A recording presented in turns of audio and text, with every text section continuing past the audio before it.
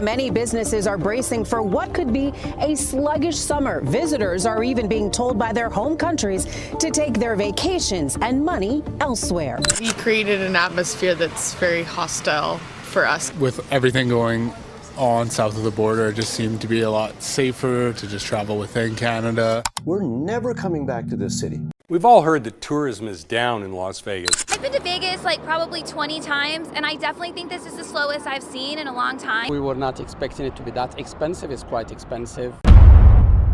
America's tourism collapse, 90 billion in crisis in 2025. This isn't just another headline.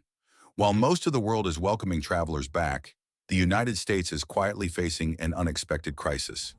Stunning images of near-empty passenger planes are popping up on social media. These international flights have many tourists flying to the USA practically alone. Shauna Massengill flew from London to Chicago. Look, barely anyone on board. International visitors are disappearing, and with them, billions of dollars in lost revenue, jobs, taxes, and economic momentum are vanishing too.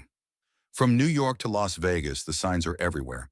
Empty hotel lobbies, quiet airports, shuttered local shops. This year alone, experts estimate the U.S. could lose nearly $90 billion because of declining foreign tourism. But this collapse isn't just about high airfares or global inflation. It's about policy choices, public image, and a growing sense that America might not be as welcoming as it once was. So today we ask the real question: what's behind this historic tourism collapse? And can America turn it around before it's too late? Segment 1, the big picture. Let's start with the big picture. Tourism has long been a powerhouse of the American economy. In 2019, before the pandemic, the United States welcomed over 79 million international visitors, generating more than $233 billion in spending. It was the second largest export industry in the U.S., supporting millions of jobs, from hotel clerks and tour guides to airline workers and restaurant staff. Very concerned because it's slow. When I drive down the strip going to work in the morning, and I barely see visitors out there. But in 2025, that momentum has taken a dramatic turn. According to the U.S. Travel Association, international visitor numbers have plunged by between 8% and 12% compared to what experts had forecast for this year. That may sound small, but in economic terms, it's massive. The direct spending loss from international travelers is estimated at $12.5 billion.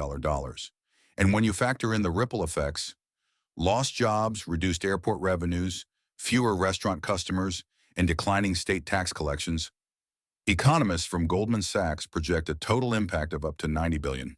To put that in perspective, that's more than the GDP of 130 countries. And unlike during the pandemic, there's no lockdown or health crisis driving this. Other nations are seeing tourism bounce back. The collapse we're seeing now is uniquely American. Segment 2, why are tourists staying away? So why are tourists staying away from the United States in 2025? It's not because they don't want to come. It's because getting here has become harder, more expensive, and more uncertain. Let's start with the most immediate barrier: visa costs. In early 2025, the U.S. introduced a controversial policy, a new $250 visa integrity fee for travelers from dozens of countries. This includes some of America's biggest tourism markets: India, Brazil, Mexico, South Africa, and others. A family of 4 now pays $1,000 just in visa fees before booking a flight or hotel. Compare that to $0 for visiting much of Europe or Southeast Asia, and it's not hard to see why some travelers are changing their plans. But it's not just the cost. There's also the experience at the border.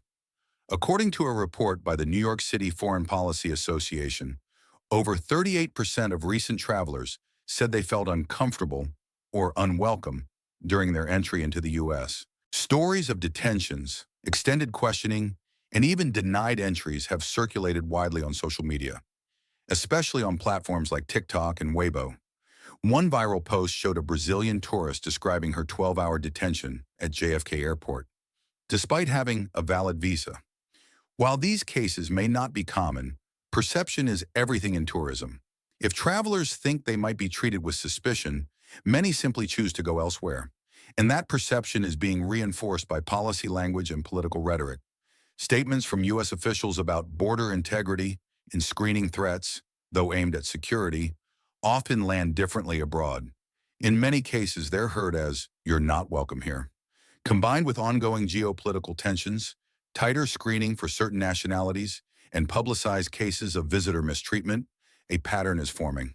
The message isn't always intentional, but it's clear. Traveling to the United States feels risky, expensive, and emotionally draining. And when you're spending thousands of dollars on a vacation, that's a deal breaker. Segment 3, the real economic fallout. So, what does this tourism collapse actually mean for the American economy? Let's start local. In places like Orlando, Las Vegas, New York, and San Francisco, tourism isn't just a seasonal business. It's the backbone of the economy. Hotels, restaurants, entertainment venues, taxi services, museums, they all rely heavily on international travelers who tend to stay longer and spend more than domestic visitors.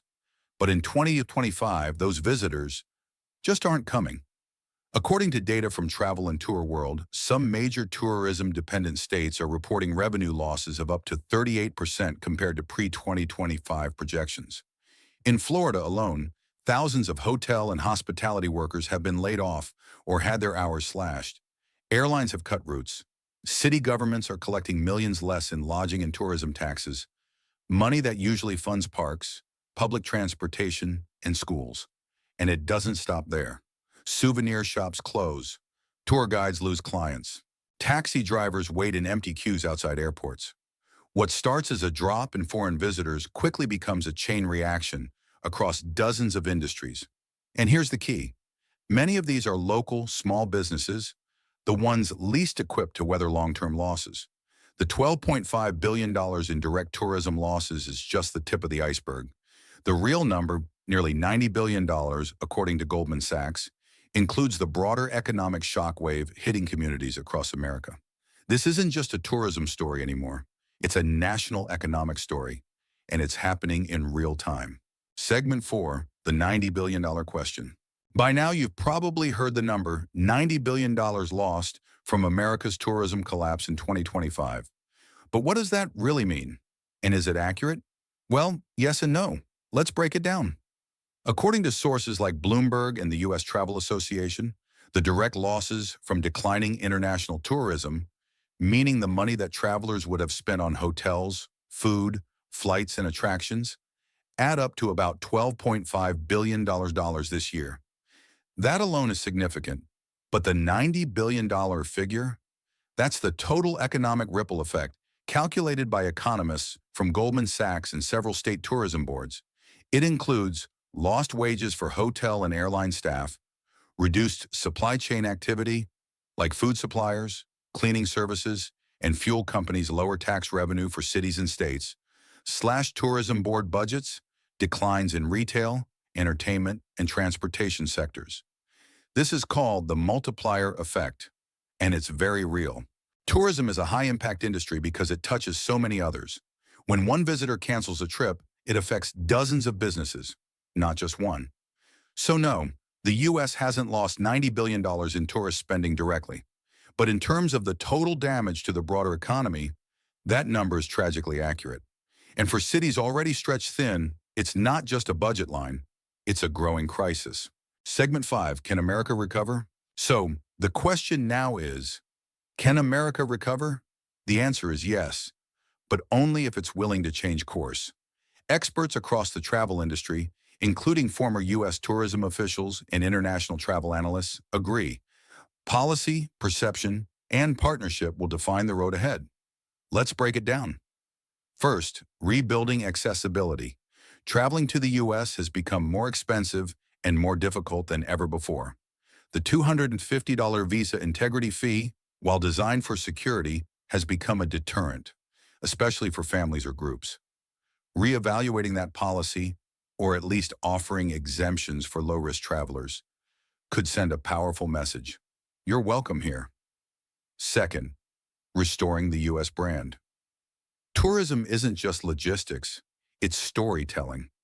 Right now, the global narrative around visiting the U.S. includes words like strict, unfriendly, and unpredictable. A strategic campaign to reintroduce America as a safe, diverse, and welcoming destination, especially in key source countries, is long overdue.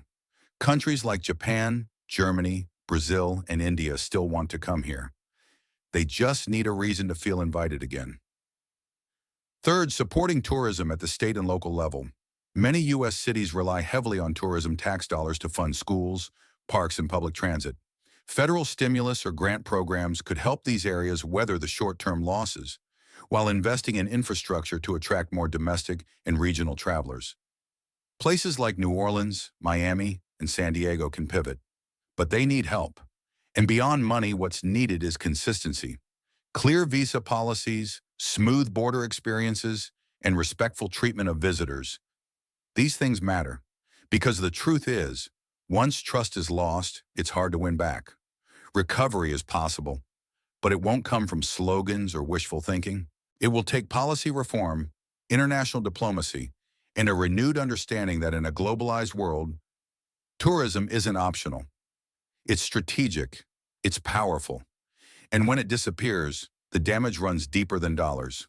America's tourism collapse, $90 billion crisis in 2025.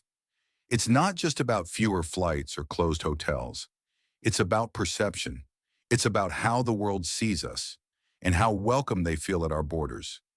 This collapse didn't happen overnight, and it wasn't caused by a virus, a war, or an economic meltdown. It was caused, in part, by decisions around policy, pricing, and tone. It's a reminder that the way we design our systems and the way we communicate them has consequences. Tourism is often seen as a luxury, but in reality, it's a form of soft power. It's how we export culture, values, and connection, one traveler at a time. And when those travelers stop coming, something more than money disappears. We lose presence, influence, and the chance to build bridges in a divided world. The $90 billion in losses may eventually be recouped, but the long-term damage to trust, to reputation, to America's image as a place of opportunity and openness will take far longer to repair. So the next time a policy is passed, or a visa is priced, or a traveler is turned away at the border, ask, what message are we sending, and who's listening? Because when people stop visiting your country, they might also stop believing in it. What do you think is the root cause of America's tourism collapse in 2025? Was it policy, perception, or something deeper? Leave your thoughts in the comments below, and if you found this video insightful, share it, so the conversation doesn't end here.